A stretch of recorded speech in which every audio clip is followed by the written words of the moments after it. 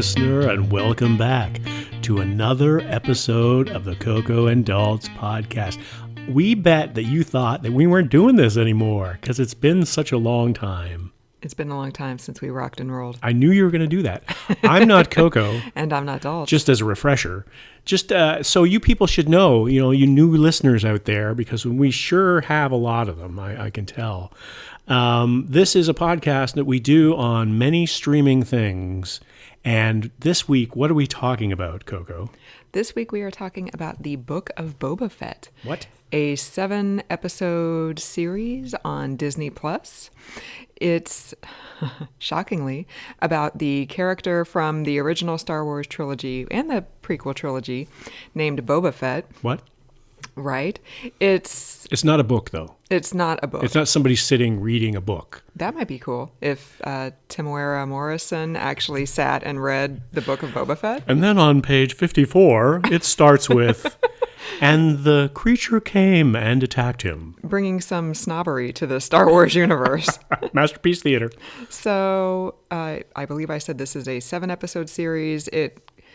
We thought that Boba Fett was eaten by the Sarlacc in Return of the Jedi 40 years ago, but it turns out he survived, which we knew from, I believe, season 2 maybe of The Mandalorian. I have something to say about that. Oh, okay, go for it. So this is just like the equivalent of Dallas when the guy got shot, and then the who shot JR? Yeah, who shot JR, and then like the next season it was a dream or something like that. It's like it's the biggest cop out of all times. Like, well, so during the actual movie when he gets eaten, was Empire Strikes Back? Return of the Jedi. Thank you. And I was like, oh, that's too bad. He was kind of an interesting character, and I think more than just me thought that. So he was really kind of a cult character, and he was like a non-Star Wars, because everybody was all glossy and shiny and. Darth Vader had the black helmet and everything was glittery, and he was like kind of like the junkyard dog. He felt like he was assembled with spare parts, like duct tape, and right. He felt like the Trailer Park Boys version of a Star Wars character. Interesting. Too bad he's not carrying around a rum and coke all the time. Wouldn't that be great? Flying around in the Slave One, which was not called the Slave One in the Book of Boba Fett. No, BT Dubs. They took pains to only call it the ship and not the Slave One. Right. So anyway, sorry I interrupted. So Boba Fett not eaten by the Sarlacc. It turns out the Beskar metal, which his Mandalorian armor was made of, saved him from the acid, the digestive acids from the Sarlacc. So it's a 7-episode series, the third time I've said that. The first, say, 4 episodes are kind of like, what happened to Boba Fett after he fell into the Sarlacc pit? Mm-hmm. And then how did he get to, Mos Espa on Tatooine? So it's kind of it's sort of an origin story, even though we had Boba Fett's origin story in Attack of the Clones in the prequel trilogy. Then suddenly in like episodes 5 and 6, Boba Fett is like not in those episodes at all. Right. Suddenly it's like The Mandalorian season 3. Mm-hmm. And then in episode 7, the season finale, The Mandalorian and Boba Fett and some other people have teamed up on Tatooine to fight a crime syndicate. So there's a lot going on in this season. So there were 7 episodes, like you said, and each one of them felt like it was a different movie. I can see that. A shortened movie. Like they felt like, not like necessarily, one of my criticisms of The Mandalorian season 2 was that some of those episodes just felt like television episodes, like, Potsy and Richie come to the bar, and then they get in, or they won't, and then at the end of the episode, yes, they do. It's the adventure of the week. Right. It's the adventure of the week, and they're not serial. They're not connected in any way, shape, or form. This didn't feel like that, but it sort of did feel like that. It felt like, okay, how is this connected again to what we just watched? And because we binge watched a few of them, and I was like, is this the same? And it was a little bit disjointed. So 5 and 6 were, to me, like, okay, we got to get some Star Wars characters in here. Right. So Luke Skywalker comes back. Yeah. And then like baby Yoda, who I always thought was Yoda as a baby. Oh. like when we were watching The Mandalorian in the early days before you straightened me out. Oh, okay. Yeah. I thought it's like, well, I'm confused with the timelines here. So this is young Yoda, and this is how he's learning. I didn't realize it was just like a creature from the same species and that sort of thing. So he goes and visits Luke, and Luke's got some really good CGI going on because he looks smooth. And 1978 Mark Hamill. And that felt a little disjointed to me. That felt like, oh, we need to spice this series up a little bit. And then they got Mandalorian jumping back in, and I don't know. So I'm confused as to what they were thinking, what the brainstorming meeting was on this particular series. Yeah, I am kind of wondering that because I've mentioned before when we've talked about The Mandalorian and the Star Wars movies, I'm a Star Wars fan, but like I'm a normal Star Wars fan, not like Not cosplay? Not like a incel, misogynist, crazy Star Wars fan, So like I haven't delved deeply into the expanded universe. So Well, you don't have to have all those qualities to do that. But like I'm sure with a character like Boba Fett, you could do more than not have him appear in 2 of the episodes that bear his name. Yeah. Right. Like especially because they're on Tatooine, which is obviously a very interesting place to begin with. And they're fighting a crime syndicate. Yeah. So, and like Cobb Vanth shows up at the end, Yeah. and Cad Bane shows up at the end. Yeah. And like, I understand The Mandalorian is very popular, and Grogu is very popular, and Luke Skywalker is very popular, and Ahsoka Tano is very popular. And you can get those characters all to like Tatooine, except for Luke Skywalker, but like, do you need 2 episodes to do that? Like, I know you have to reunite the Mandalorian and Grogu and stuff, but I don't know. It kind of seemed like they ran out of ideas, especially because the final battle between, the Team Boba and, Team, Pike Syndicate. Team Fish Face, yeah. Yeah, was like in a blown out bar, which is exactly what happened at the end of The Mandalorian season 1 when Moff Gideon showed up with the darksaber. Are we doing this again? Yeah. Like, I was confused, and we didn't talk about this, listener, beforehand, because I'm always interested in redeeming valuable and earning valuable relationship points. And so I didn't want to say anything to Coco after we watched it, and I want to save it for the podcast. But to me, this was just a confusing mess because it started so strongly. I like the Boba Fett character. I like this guy, Morrison. He plays it really well.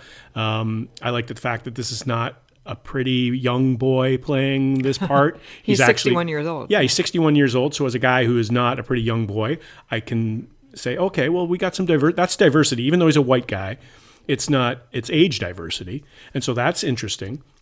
And his character has so much potential as to where he came from and why is he Boba Fett and what made him go on this path. And we don't really get a sense of that. Like, we don't really get a sense of who he is, or like, I don't care anymore about his character than I did in the origin. Like, I think he's cool. I think he's got really neat armor. He's a spiffy guy when it comes to physical fitness, but I'm just not, like I'm not enriched in his character. Like, we know how he became who he is now after he fell in the Sarlacc pit, but before that, we don't know we're anything. missing like the 40 years between when his father, Jango Fett, got decapitated and left him an orphan, and when he fell in the Sarlacc pit. Now, did we see that in this series? I don't remember. In Attack of the Clones, so refresher, Jango Fett, his father, who Temuera Morrison played in Attack of the Clones, was a bounty hunter, and the Empire,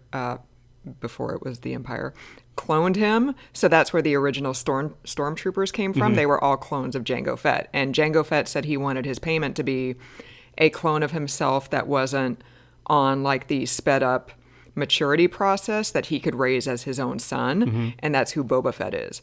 So we saw like 7-year-old Boba Fett in Attack of the Clones with his father on Geonosis, and then... But none of it in this. Yeah, but none of it in this. We have no idea where he came from. Like, I don't. So Joe Average coming into this, and I forgot about Attack of the Clones, and until you refreshed my memory just now, and I had no idea where this guy came from. And so, like, the Book of Boba Fett, to me, is the story of Boba Fett.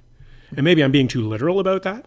Like what else? Why else do we have the Book of in the title? It's a very sort of not narrow sliver, but it's a very narrow window of his life as he was with the desert yahoos, and then the next thing you know, they're beating him up, and the next thing you know, they're his friends, and they're raising him like family. Like every story we've ever seen, like originally you're an enemy, and now you're my friend, and so I thought that was a missed opportunity. I thought there were some really good moments along the way. Like the train thing was really cool. The train battle when the train goes through the desert and it's like this hovercraft train thingy, and that was really neat. Although the distances were a little off, like they're fighting for miles and miles on this train, and then all of a sudden the desert guys are walking up to him going, "Hey, you won!" It's like, how far away must they be? And so this is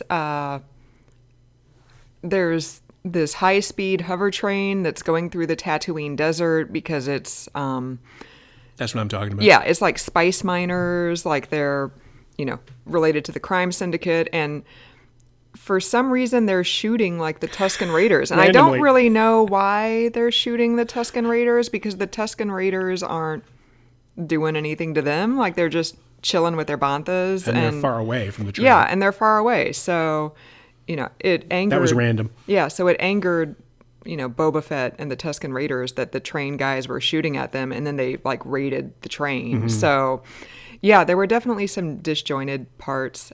I did enjoy learning how Boba Fett became not a little asshole, because he was a little asshole in Attack of the Clones, which I know I shouldn't say about a 7-year-old, but he was a little asshole, which is probably explaining why. Now I got to put an R rating on this podcast. No, you don't. That's fine. So, I enjoyed learning how he became more like the softer side of Boba, Well, maybe that's what it should have been called. The softer side of Boba Fett.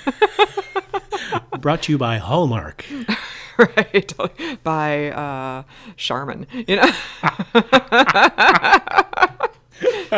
So I did enjoy Call that. us, Disney. And I would watch season 2 of the Book of Boba Fett. Like, I think now that he's kind of taken over Jabba's territory, and he's... I mean, it's funny. It's basically a mob story. It is. At the end of it. Is. Like, there was this scene where he's trying to make alliances with, like, the other, like, crime families in the area, like, to, like, not...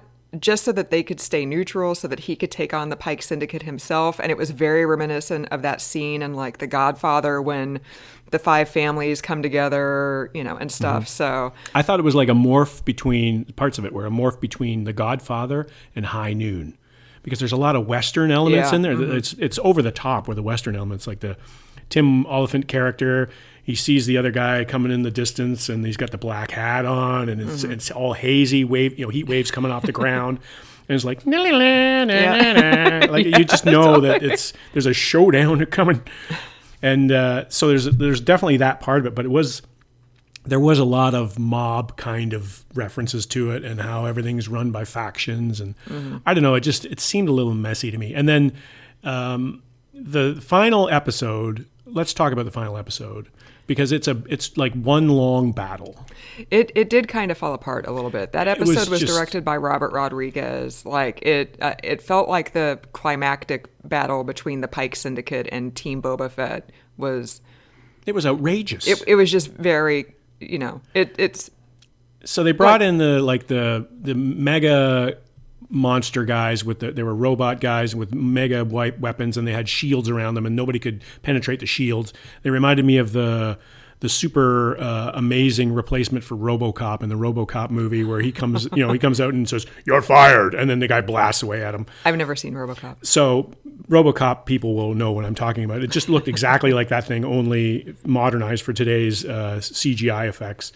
And these things were impenetrable, and yet we spent 30 minutes of people shooting at these things from all angles with no hope whatsoever of, it's okay, let's waste all our ammunition because it's clear we're not going to get through those shields. Right. But let's keep shooting at it and running at it. And we should also mention the Gen Z characters who all of a sudden show up in one of the episodes, and they get these glittery, shiny bikes that have there's no way these things are on Tatooine.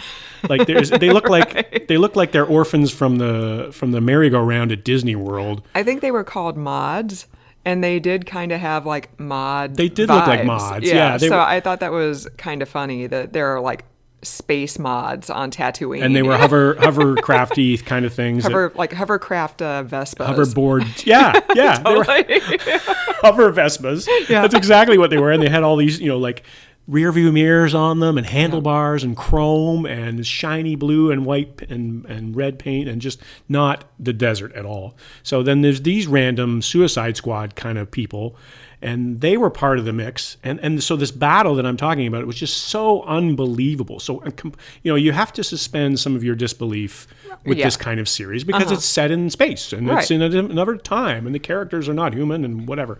So I get that. But this is just like the laws of physics can't be that different in this universe where...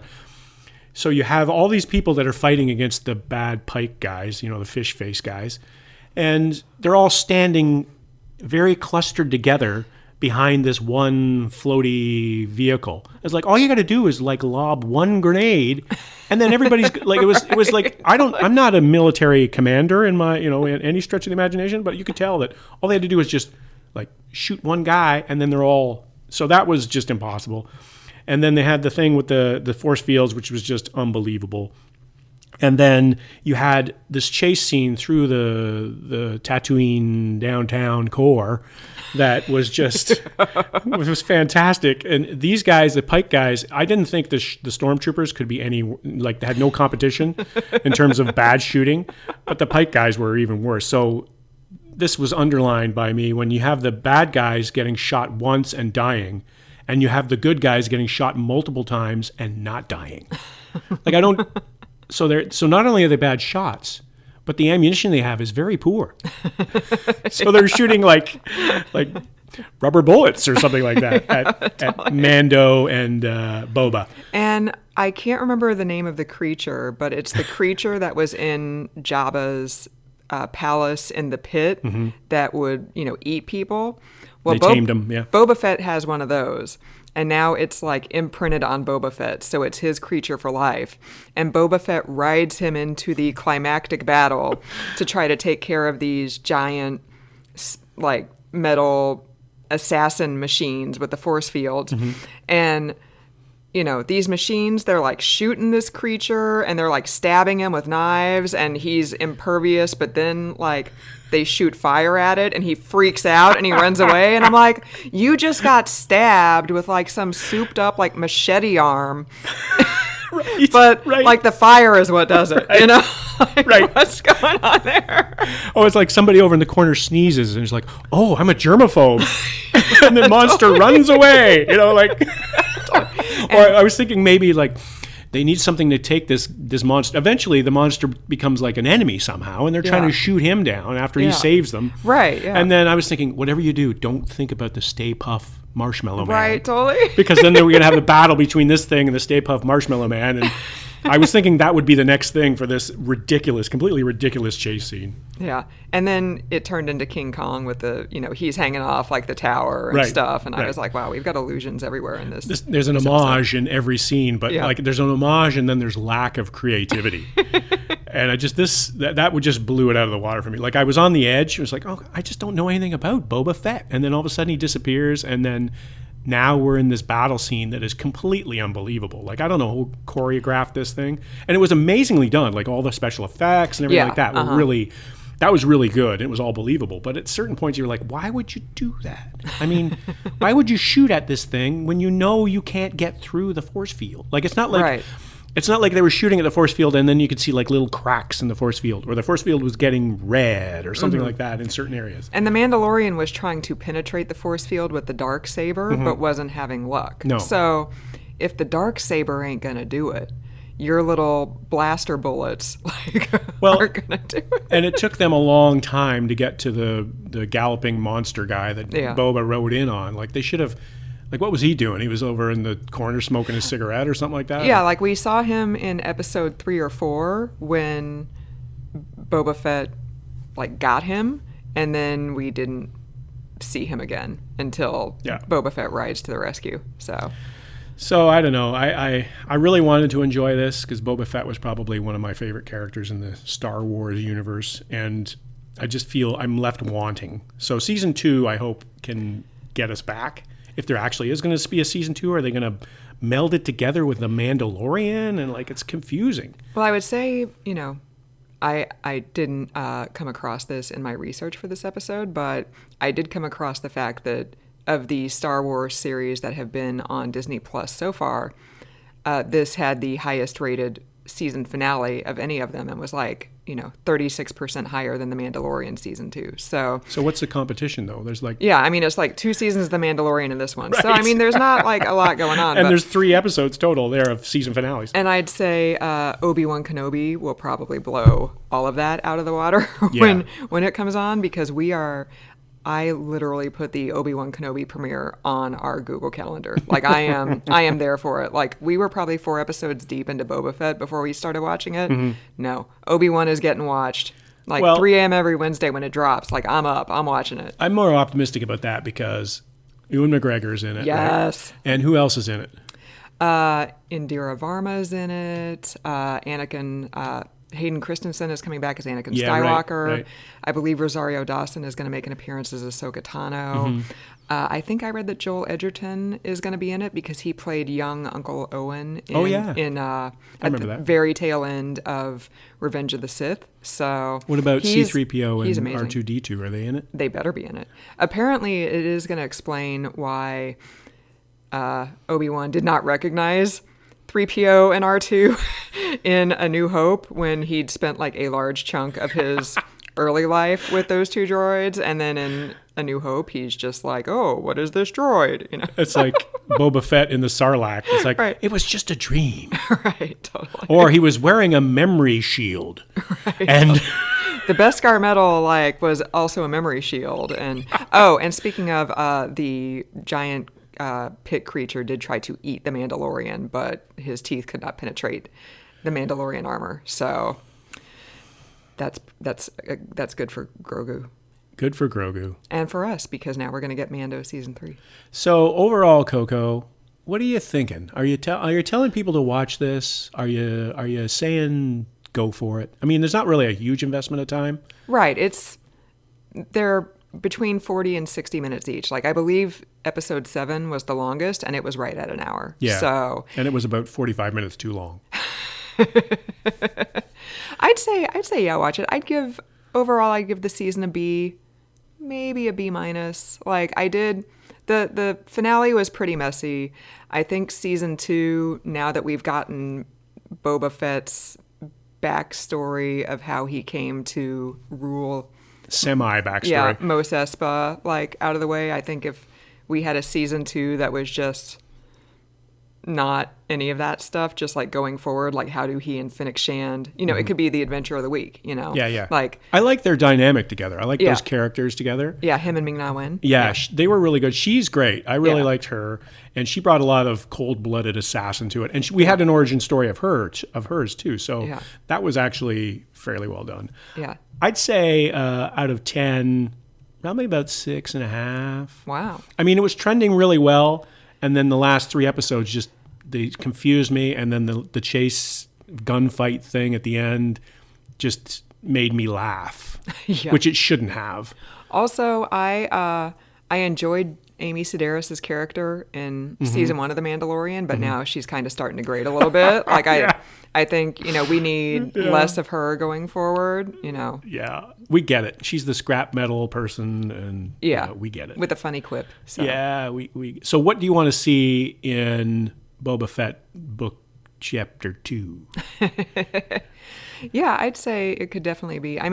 If we're just doing a straight up mobster story, then it could just be adventure of the week. He's having to crack down on someone stiffing the cantina on their tab or whatever. The blown up cantina. Right. Totally. The reconstruction of the cantina is the focus of the Book of Boba Fett season 2. Watch as Mike Holmes comes in and renovates it with the flipper flop guys. I hope we get rid of that really annoying mayor's assistant, though. Oh, you didn't like him? He was funny at first, but then at the end he kind of grated. I thought they missed a golden opportunity to kill him when he went out to like quote unquote like negotiate, like give Boba Fett's like terms to the Pikes, and I thought they missed a golden opportunity to have the Pikes kill that guy. I thought he was a well-intended character of mirth. Yeah. So he was. You need somebody like C-3PO and R2-D2. Their exchange, like some sort of comic relief, in order to make sure that whatever you're doing is not incredibly heavy. Because Boba Fett was not a funny guy. Mandalorian is not a funny guy. It's not like they're over there, yucking it up. It's like, hey, how do you take a pee when you're wearing armor? Like, there's nothing like that going on. But. And so what's the whole story? And we should have wrapped up a long time ago, but what's the story of Boba Fett taking his helmet off? I thought those guys weren't supposed to do that. I don't think they're really Mandalorians. So he's like he got the armor, but he's not a Mandalorian. I thought you could only wear the armor if you're a Mandalorian. I don't know. I'm sure it's been explained, but I don't remember. All right. So we can cut that part out. Okay. So that's it for another episode of the podcast, listener. Who knows when we'll be back? Thank you very much for joining us. We really appreciate it. We're going to try to watch something else that we will. So Coco wanted to do the entire catalog of Knight Rider and do a podcast. and I thought maybe we shouldn't do that. He was just like, wow, if we're ever going to break up over anything, this is it. You're making me watch 100 episodes of Knight Rider. I'm on episode 45 and I'm barely hanging on. We're on like 8. Stop it. Oh, it feels like 45. So another episode of the podcast. Thanks for joining us. I'm not Coco. And I'm not Dolls.